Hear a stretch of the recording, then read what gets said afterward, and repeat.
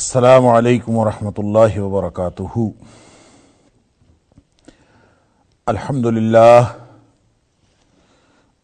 للہ وکفا وسلام علی عبادہ الذین اصطفیٰ۔ اشہد ان لا الہ الا اللہ وحدہ لا شریک لہ واشہد ان محمدا عبدہ ورسولہ صلی اللہ علیہ وآلہ وسلم۔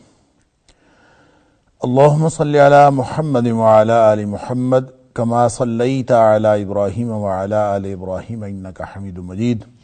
اللہم بارک علی محمد وعلی آل محمد کما بارکت علی ابراہیم وعلی آل ابراہیم انک حمید مجید۔ اما بعد فاعوذ باللہ السمیع العلیم من الشیطان الرجیم من ہمزہ ونفخہ ونفثہ۔ بسم اللہ الرحمن الرحیم۔ كُلًّا نُمِدُّ هَؤُلَاءِ وَهَؤُلَاءِ مِنْ عَطَاءِ رَبِّكَ وَمَا كَانَ عَطَاءُ رَبِّكَ مَحْظُورًا۔ اور ہر ایک کو ہم مدد دیتے ہیں، ان کو بھی اور ان کو بھی۔ من عطاء ربک، تیرے رب کی بخشش سے، تیرے رب کی عطا سے۔ وما كان عطاء ربک محظورا، اور تیرے رب کی جو عطا ہے، اس کی جو بخشش ہے، اس کی جو عنایت ہے، وہ بند کی ہوئی یا رکی ہوئی یا ممنوع نہیں ہے۔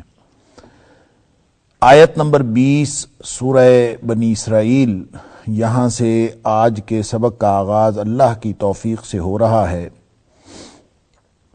اور جیسا کہ آپ کو معلوم ہے کہ سورہ بنی اسرائیل کا جو مرکزی مضمون ہے وہ تنبیہ بھی ہے، تفہیم بھی ہے اور تعلیم بھی ہے۔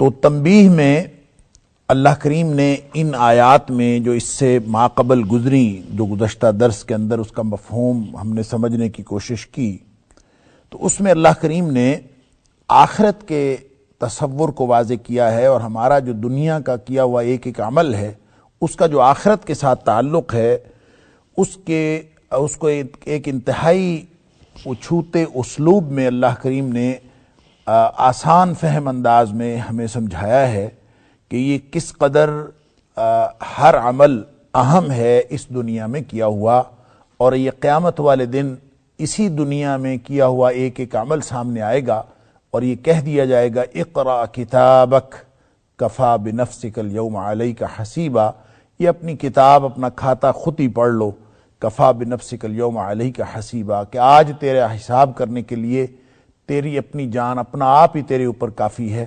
یعنی خود جو انسان نے اپنے اعمال کے ذریعے سے جو کچھ کیا ہوگا وہی اس کے سامنے آ جائے گا، جس کا وہ انکار بھی نہیں کر سکے گا، اور وہی اس کو اس کے انجام کا باعث ہوگا۔ پھر اللہ کریم نے اس آیت، جو آیت نمبر 20 ہے، اس سے ماقبل جو 18 نمبر اور 19 نمبر آیت کے اندر موازنہ پیش کیا ہے دنیا کا اور آخرت کا۔ دنیا کو اللہ کریم نے عاجلہ فرمایا، جلدی والی۔ انسان اس دنیا میں ہر چیز کا فائدہ جلدی چاہتا ہے، اور پوری اس کے اوپر فکر ڈیولپ ہوئی، اور جو جدید، جس کو ماڈرنزم کہتے ہیں، یہ بلکہ اس کے بعد جو پوسٹ ماڈرنزم کی فکر ہے، وہ ساری کی ساری اسی پر استوار ہوئی۔ اس کے بارے میں بڑی تفصیل سے بات ہوئی گزشتہ درس کے اندر۔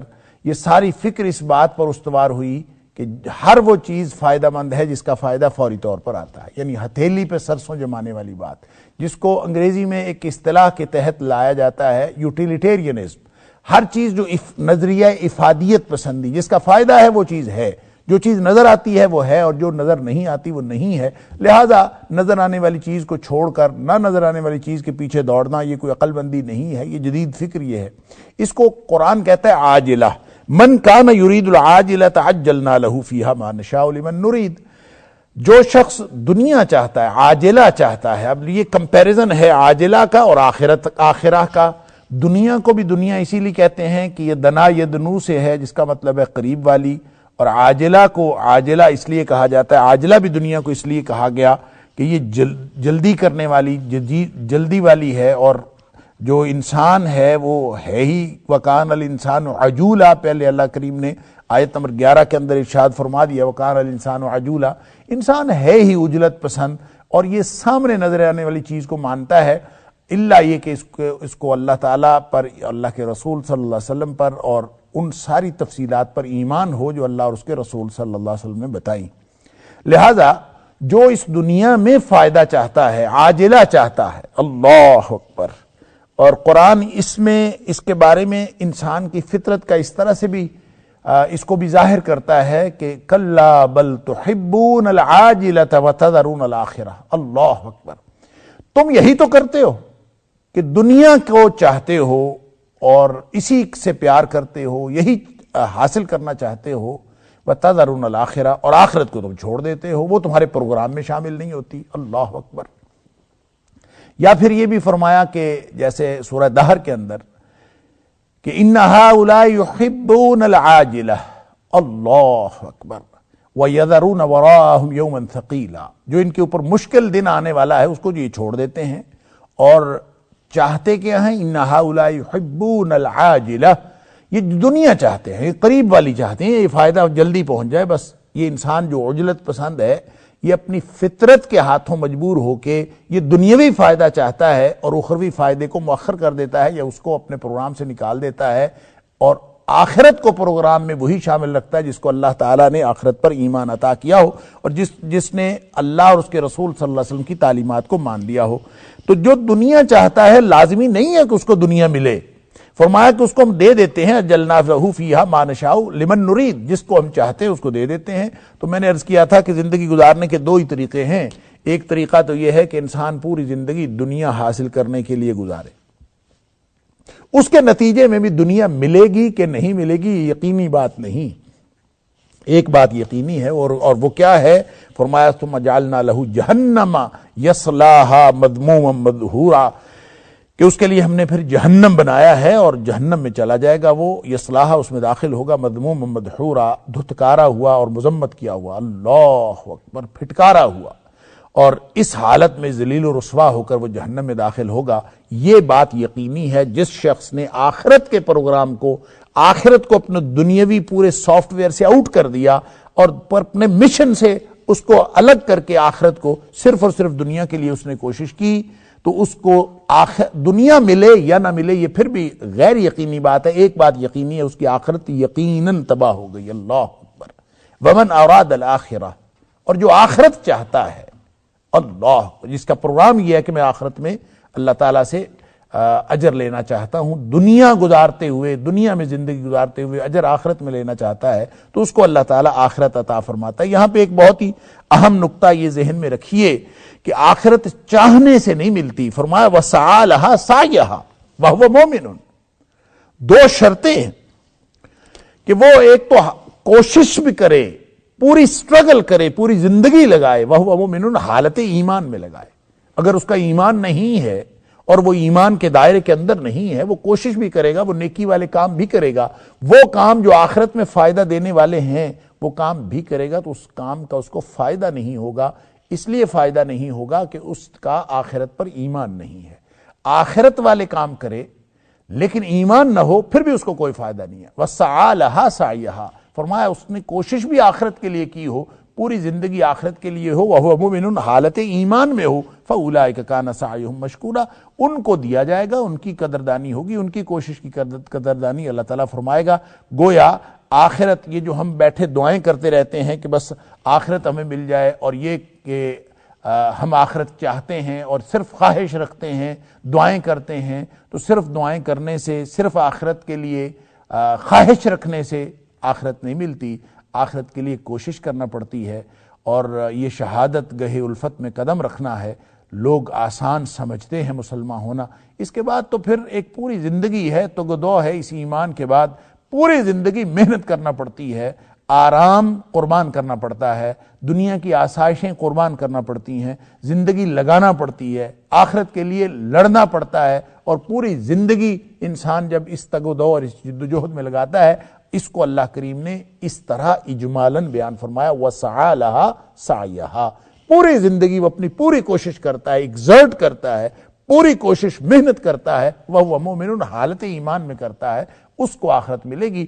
صرف چاہ لینے سے اور خواہش رکھ لینے سے کہ ہاں ہم دنیا میں رہ رہے ہیں، کام تو ہمیں دنیا کے کرنے ہیں، رہنا تو ہمیں اسی دنیا میں ہے، ہاں لیکن ہم اللہ سے آخرت بھی مانگتے ہیں، اور آخرت کے لیے تگ و دو بالکل کوئی شخص نہ کرے، کوشش نہ کرے، دعائیں کرتا رہے، خواہش رکھے کہ مجھے آخرت بن جائے گی، اس سے نہیں، بلکہ دو شرائط اللہ کریم نے انتہائی اجمالی بیان میں بھی دو شرائط ذکر فرما دی کہ وَسَعَى لَهَا سَعْيَهَا وَهُوَ مُؤْمِنٌ، کوشش کرے، محنت کرے اس کے لیے اور حالت ایمان میں کرے، فَأُولَٰئِكَ كَانَ سَعْيُهُمْ مَشْكُورًا، اس کو اللہ تعالیٰ اس کی کوشش کا بدلہ دے دے گا۔ وگرنہ ہر محنت اور کوشش جو ہے وہ ضروری نہیں ہے کہ وہ قیامت والے دن اس کا بدلہ ملے۔ کوشش کر کر کے، محنت کر کر کے لوگ تھکے ہوئے ہوں گے لیکن جہنم میں جائیں گے۔ اللہ اکبر۔ هل أتاك حديث الغاشية وجوه يومئذ خاشعة عاملة ناصبة، اللہ اکبر، تصلیٰ نارا حامیہ، کہ اتنے ڈرے ہوئے لوگ کچھ ہوں گے قیامت والے دن۔ هل أتاك حديث الغاشية، کیا تمہارے پاس غاشیہ یعنی چھا جانے والی جو قیامت ہے اس کی خبر نہیں پہنچی؟ وجوہ یومئذ خاشعہ، کچھ ڈرے ہوئے چہرے ہوں گے اس دن۔ عاملۃ ناصبہ، تھک چکے ہوں گے عمل کر کر کے، اللہ اکبر، لیکن تصلیٰ نارا حامیہ، جہنم میں داخل ہوں گے۔ اللہ اکبر۔ اللہ تعالی ہمیں معاف فرمائے۔ یا پھر فرمایا کہ قرآن میں قل هل ننبئکم بالاخسرین اعمالا، اے حبیب صلی اللہ علیہ وسلم ان کو فرما دیجئے کہ میں تمہیں ان کی خبر دوں جو اعمال کے اعتبار سے خسارہ پانے والے لوگ ہیں۔ الذین ضل سعیہم فی الحیاۃ الدنیا وہم یحسبون انہم یحسنون صنعا، یہ وہ لوگ ہیں جن کی دنیا کی زندگی کی ساری محنت ضائع ہو گئی اور وہ یہی سمجھتے رہے کہ وہ تو بہترین کام کر رہے ہیں۔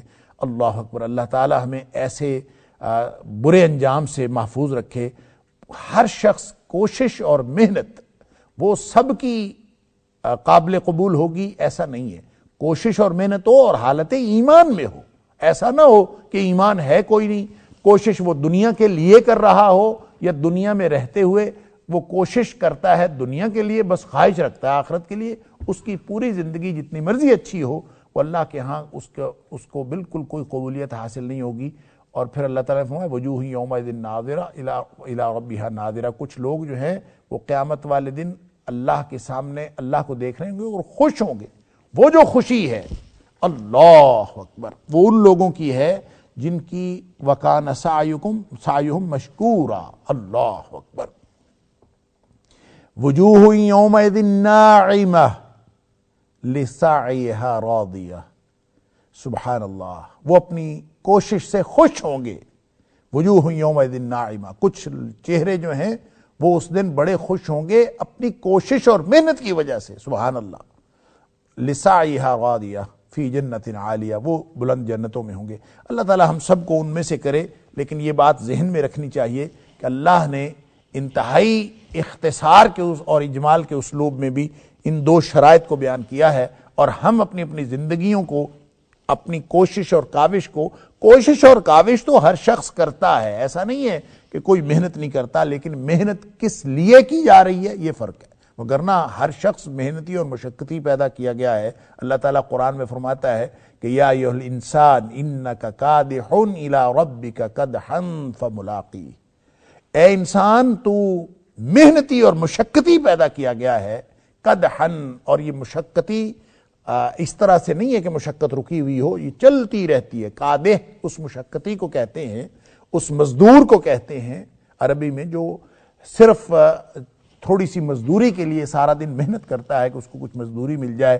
تو اللہ فرماتا ہے انسان ہر شخص ہی مشقت کرنے والا اور کچھ فوائد حاصل کرنے کے لیے قدحن وہ محنت کرتا رہتا ہے، الی ربک، اور یہ جو محنت ہے وہ محنت کا سفر جاری ہے رب کی طرف، ملاقی ہے، یہ اس وقت ختم ہوگا جب اللہ کے ساتھ ملاقات ہو جائے گی۔ لہٰذا یہ جو آخرت والی بات ہے یہ سمجھنا چاہیے کہ اس کے لیے بالکل ٹارگٹ اسپیسیفائی کر کے کہ میں نے آخرت میں اللہ سے اجر لینا ہے، محنت کرنی پڑے گی حالت ایمان میں، پھر وَكَانَ سَعْيُهُ مَشْكُورًا، پھر انشاءاللہ وہ اللہ کے ہاں اس محنت کی قدردانی ہوگی، وہ قابل قدر ہوگی۔ البتہ دنیا میں اللہ فرماتا ہے کُلًّا نُمِدُّ هَؤُلَاءِ وَهَؤُلَاءِ مِنْ عَطَاءِ رَبِّكَ، اللہ تعالیٰ فرماتا ہے دنیا میں تو ہم ان کی بھی مدد کرتے ہیں اور ان کی بھی مدد کرتے ہیں، سبحان اللہ۔ دنیا کافروں کو بھی ملتی ہے، دنیا مسلمانوں کو بھی ملتی ہے، من عطاء ربک، یہ رب کی عطا ہے۔ دنیا میں اللہ تعالیٰ ایک چھٹا دیتا ہے، ایک بالکل ہر ایک کو، کسی کو بھی مل سکتا ہے کسی کو بھی نہیں مل سکتا، یہ بالکل اس کے لیے کوئی رول نہیں ہے کہ فلاں کو ملے گا فلاں کو نہیں ملے گا، یہ اللہ کی عطا ہے، وہ ان کو بھی دیتا ہے ان کو بھی دیتا ہے، کبھی وہ دے کے آزماتا ہے کبھی وہ چھین کے آزماتا ہے۔ اس بات سے کسی غلط فہمی میں مبتلا نہیں ہونا چاہیے کہ کافروں کو مدد مل رہی ہو تو یہ کہنا کہ شاید یہ کافر جو ہیں وہ اللہ کے ہاں پسندیدہ لوگ ہیں اس لیے ان کو نوازا جا رہا ہے، ایسا نہیں۔ جیسا سورہ آل عمران میں پڑھا ہے کہ وَلَا يَغُرَّنَّكَ تَقَلُّبُ الَّذِينَ كَفَرُوا فِي الْبِلَادِ، کہ یہ تمہیں ہرگز دھوکے میں مبتلا نہ کرے کافروں کا دندناتے پھرنا شہروں کے اندر۔ اللہ اکبر، متاع قلیل ثم مأواہم جہنم، یہ تو چند دن کی بات ہے، پھر ان کا ٹھکانہ جہنم ہے، وبئس المہاد، بہت ہی برا ٹھکانہ ہے، اللہ تعالیٰ معاف فرمائے۔ لہذا دنیا میں اللہ فرماتا ہے ہم سب کو دیتے ہیں، کُلًّا نُمِدُّ، ان کو بھی دیتے ہیں، ان کو سب ہر ایک کو ہم دیتے ہیں، ہؤلاء وہؤلاء، ان کو بھی اور ان کو بھی، من عطاء ربک، اور یہ رب کی بخشش ہے، رب کی عطا ہے، وہ سب کو دیتا ہے۔ وما كان عطاء ربک محظورا، اور تیرے رب کی عطا جو ہے وہ بند کی ہوئی یا ممنوع نہیں ہے، رکی ہوئی نہیں ہے، اللہ ہر ایک کو عطا کرتا ہے۔ آسمان سے بارشیں ہو رہی ہیں، سب فائدہ اٹھاتے ہیں، کافر بھی اٹھاتے ہیں، منافق بھی اٹھاتے ہیں، مومن بھی اٹھاتے ہیں۔ علی ھذا القیاس، جو بھی نعمت اللہ تعالیٰ عطا کرتا ہے سب کو اس کے کوئی نہ کوئی نعمت کسی نہ کسی طرح ہر ایک کو ملی ہوئی ہے۔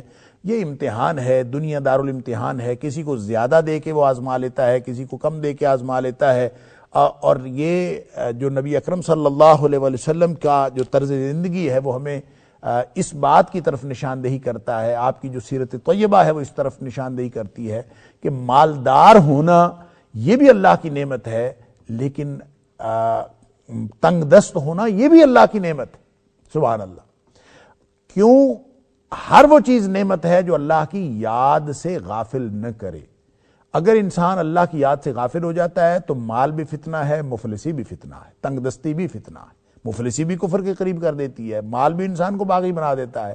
لہذا نبی اکرم صلی اللہ علیہ وسلم کا فرمان کہ مومن کا معاملہ بڑا عجیب ہے، وہ تنگ دستی میں بھی اللہ سے اجر لے لیتا ہے اور وہ خوشحالی میں بھی اللہ سے اجر لے لیتا ہے۔ معاملہ اللہ کو یاد رکھنے کا ہے اور اللہ کے ساتھ رویے کا ہے۔ مالدار ہونا یا تنگ دست ہونا یہ اتنا فرق نہیں ہے جتنا فرق رویے کا ہے۔ اگر رویہ وہی ہے اللہ کی یاد والا، اور چاہے وہ مالدار ہو اور چاہے وہ تنگ دست ہو، تو پھر کوئی حرج نہیں، پھر وہ نعمتیں انشاءاللہ اجر بن جاتی ہیں، حتیٰ کہ تنگ دستی بھی اجر بن جاتی ہے۔ نبی اکرم صلی اللہ علیہ وسلم مومن کا معاملہ بڑا عجیب ہے، یہ خوشحال ہوتا ہے تو بھی اللہ سے اجر لے لیتا ہے، تنگ دست ہوتا ہے تو بھی اللہ سے اجر لے لیتا ہے۔ کس طرح کہ جب یہ خوشحال ہوتا ہے تو اللہ کا شکر کر کے اللہ سے اجر لیتا ہے، اور جب یہ تنگ دست ہوتا ہے تو پھر اللہ کے سامنے عاجزی کرتا ہے اور صبر کرتا ہے تو یہ اللہ سے اجر لے لیتا ہے۔ خود نبی اکرم صلی اللہ علیہ وسلم نے فرمایا، میرے سامنے یہ آپشن پیش کیا گیا کہ آپ چاہیں تو آپ کے پیچھے پیچھے پہاڑ سونے اور چاندی کے آپ کے پیچھے پیچھے چلے، لیکن نبی اکرم صلی اللہ علیہ وسلم نے اللہ سے دعا کی، یا رب اشبع یوما وجعت یوما، اللہ کے واجوع یوما، اشبع یوما واجوع یوما، اللہ میرے اوپر اس طرح سے زندگی میری بنا دے کہ میں ایک دن پیٹ بھر کے کھانا کھاؤں اور ایک دن میں بھوکا رہوں، اور جب میں بھوکا رہوں گا تو میں تیری سامنے عاجزی کروں گا، تیرے سامنے گڑ گڑاؤں گا، اور جب میں پیٹ بھر کے کھانا کھاؤں گا تو تیرا شکر کروں گا، تاکہ عاجزی بھی ساتھ چلتی رہے اور شکر بھی ساتھ چلتا رہے۔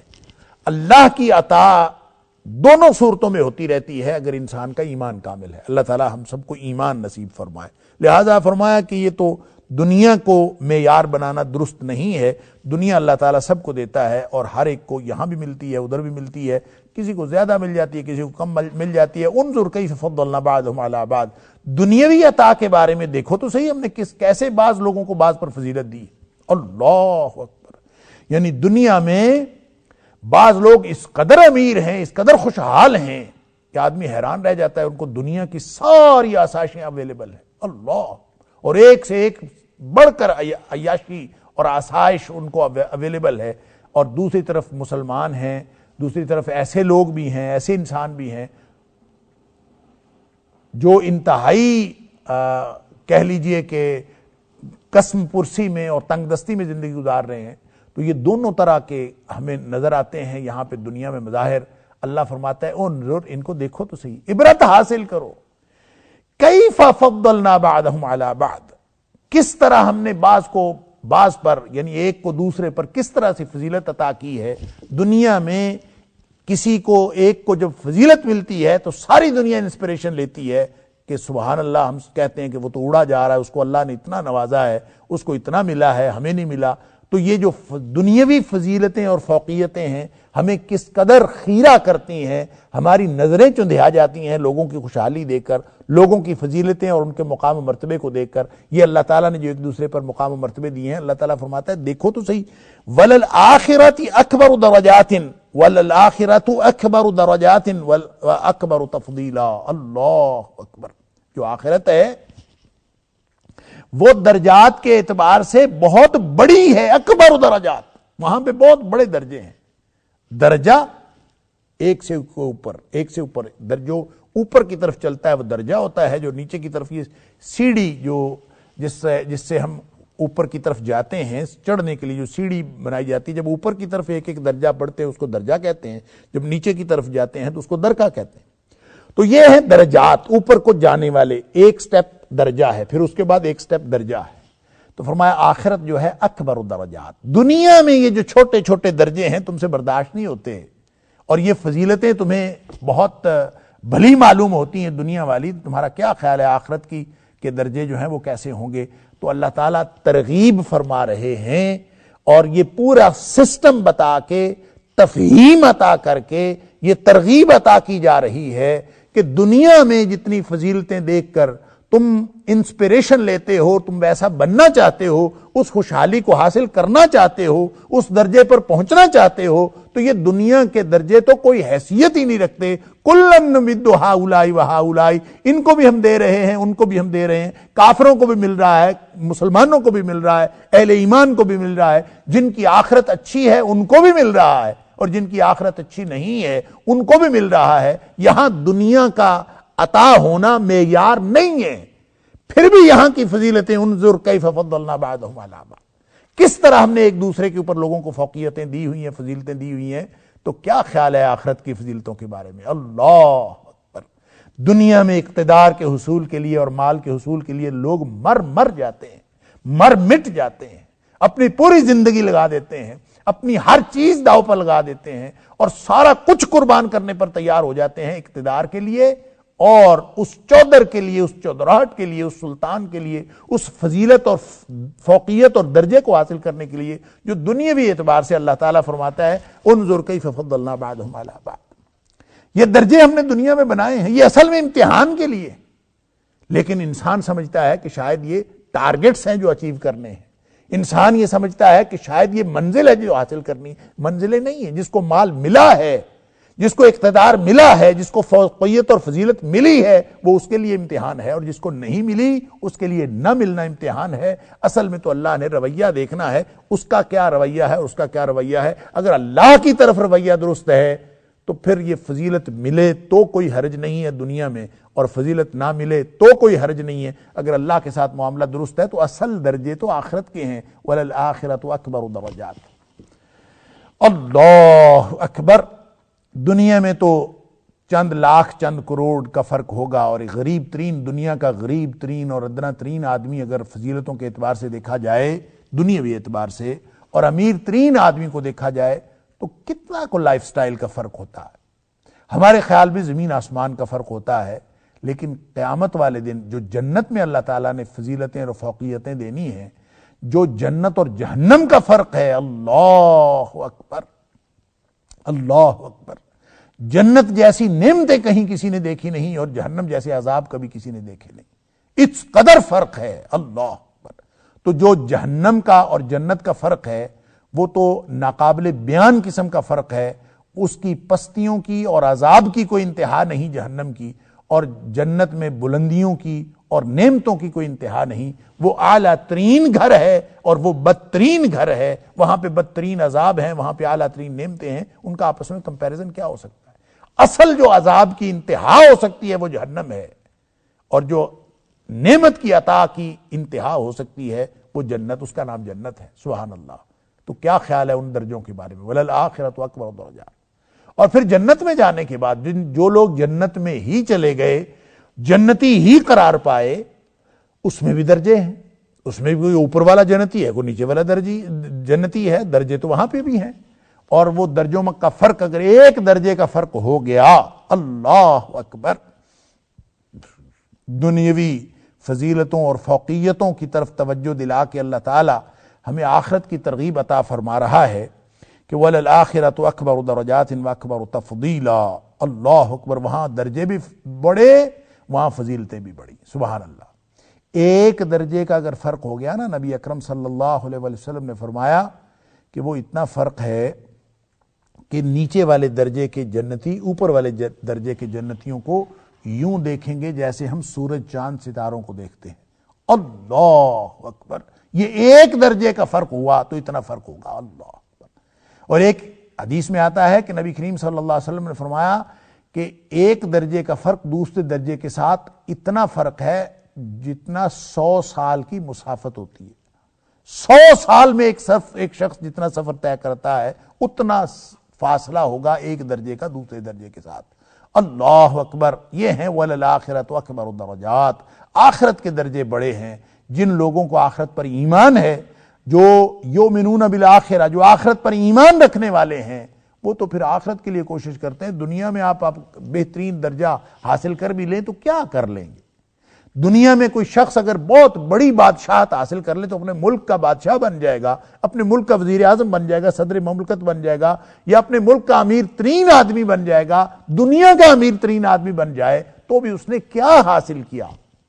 اس پوری بھری دنیا میں ایک چھوٹا سا حصہ حاصل کیا. یہ پوری بھری دنیا جس کی آخرت کے مقابلے میں اللہ کے نزدیک ایک مچھر کے پر کے برابر بھی حیثیت نہیں ہے. اللہ، یہ حاصل کیا.